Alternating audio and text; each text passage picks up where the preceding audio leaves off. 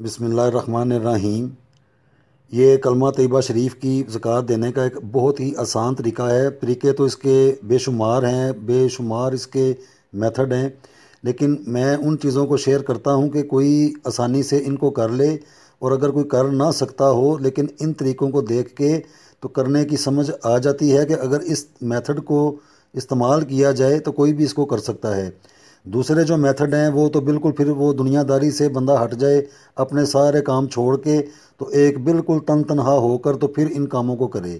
وہ بھی ایک ہے تھیوری، وہ بھی ایک لائن راستہ ہے، لیکن میں اپنے جو میرے مسلمان بہن بھائی ہیں جو گھروں میں رہنے والے ہیں، جاب کرنے والے ہیں، پڑھنے لکھنے والے ہیں، تو میری یہ کوشش ہوتی ہے کہ میں ایسی چیزیں ان کو کر کے بتاؤں جو وہ آسانی سے کر سکیں۔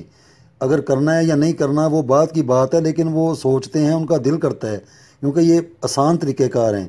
میتھڈ ان چیزوں کے بے شمار ہیں اور سارے اللہ کے فضل و کرم سے معلوم بھی ہیں، لیکن شیئر ان چیزوں کو میں کرتا ہوں جو بندہ ان کو کرے۔ تو اس حوالے سے یہ کلمہ طیبہ شریف جو ہے کوئی بھی آسانی کے ساتھ 14 دنوں کے اندر اس کا عمل بن سکتا ہے، اتنا یہ آسان ہے۔ مطلب کوئی بھی 14 دنوں میں 1,32,720 کی مقدار میں آسانی سے اس کو پڑھ سکے گا۔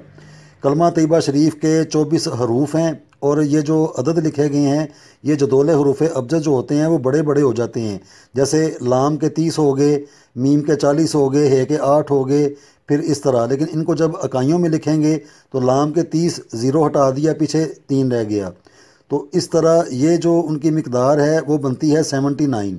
تو 79 کو جب آگے پھر وہ ضربیں تقسیمیں والا معاملہ آ جاتا ہے، لیکن آسانی کے ساتھ بات کو سمجھنے کے لیے کہ کوئی بھی 5 نمازوں کے بعد، یعنی کہ ہر نماز کے بعد 1,896 کی مقدار میں پڑے گا تو ایک دن کی مقدار 9,480 بن جائے گی۔